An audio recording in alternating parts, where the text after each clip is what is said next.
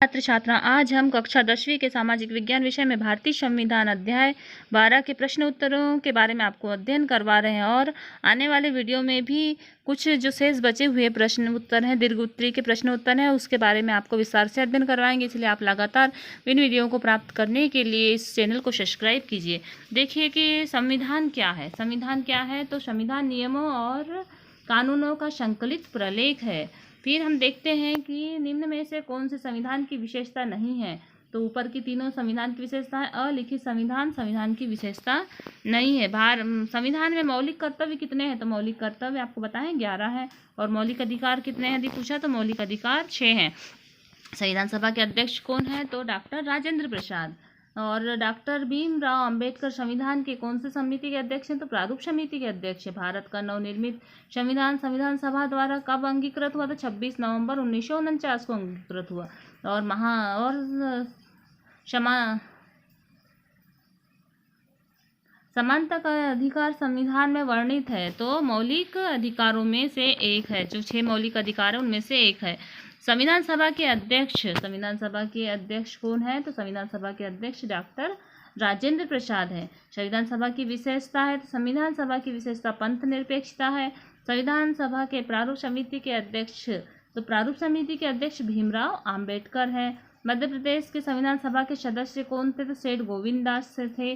और सार्वजनिक संपत्ति को सुरक्षित रखना, तो ये हमारा मौलिक कर्तव्य, जो सार्वजनिक संपत्ति उसको सुरक्षित रखना मौलिक कर्तव्य है हमारा। इसी प्रकार से देखिए संविधान सभा क्या है। तो किसी देश का शासन जिन मूलभूत नियमों और कानूनों के अनुसार चलाया जाता है उसे संविधान सभा कहा जाता है। भारत में मौलिक अधिकार का संरक्षण किसके पास में? तो सर्वोच्च न्यायालय के पास है।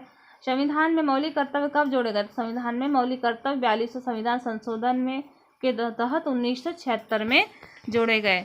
इसी प्रकार से अब हम देखते हैं कि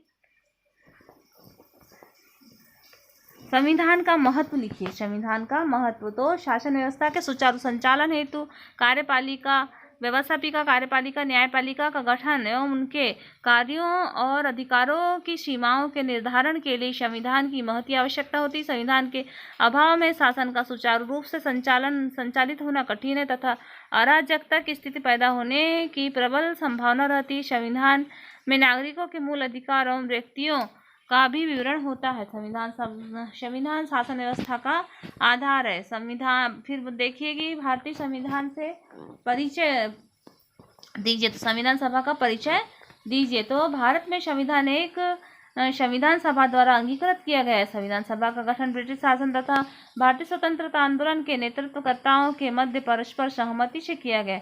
इसका आधार 1946 में की कैबिनेट मिशन योजना रही। और संविधान सभा के सदस्य का चुनाव तात्कालिक प्रांतीय विधानसभाओं के सदस्य चुनाव के आधार पर किए गए। और संविधान सभा में डॉक्टर राजेंद्र प्रसाद और पंडित जवाहरलाल नेहरू, सरदार पटेल, मौलाना अब्दुल कलाम आजाद, श्यामा प्रसाद मुखर्जी और सरदार बलदेव सिंह आदि ने विचार विमर्श के समय संविधान सभा का पथ प्रदर्शन करने में मुख्य भूमिका का निर्वाह किया।